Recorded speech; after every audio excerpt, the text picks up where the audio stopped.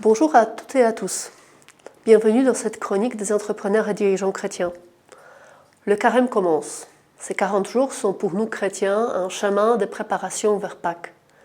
Ils font mémoire des 40 jours de Jésus au désert. Un temps d'isolement et de tentation, mais surtout un temps de discernement, avant qu'il ne commence sa mission. Les tentations qu'il affronte viennent des Écritures elles-mêmes. Elles sont subtiles, parfois séduisantes, comme les nôtres peuvent l'être aujourd'hui. Lorsqu'on nous oppose des arguments de bon sens, des arguments économiques, rationnels, auxquels il semble difficile de dire non. Cela me fait penser à François, un dirigeant d'une PME d'une dizaine de personnes. Son entreprise traversait une période difficile. La trésorerie couvrait à peine 3 mois à venir et le carnet de commandes était presque vide. La tentation de limiter la casse et arrêter tout était bien réelle. Les chiffres étaient implacables. Il faudrait au moins 4 mois pour remplir le carnet de commandes et 6 mois pour redresser vraiment la barre.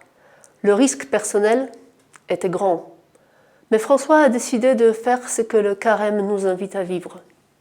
Ne pas affronter seul l'épreuve. Il a convoqué ses collaborateurs, dont certains qui étaient associés au capital. Ensemble, ils ont choisi un chemin exigeant. Baisser temporairement tous les salaires pour préserver l'activité et se donner du temps de rebondir. Ils ont aussi convenu d'un système de compensation dès que la situation le permettrait. 6 mois plus tard, le premier résultat arrivait.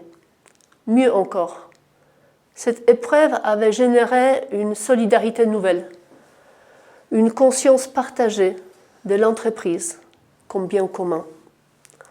Le carême, pour nous dirigeants, c'est peut-être ça, un désert qui nous pousse à sortir de l'isolement, à ouvrir le dialogue, à faire confiance, à oser des choix qui dépassent le court terme, à laisser grandir l'espérance, non pas en nous repliant, mais en marchant avec d'autres, en vérité.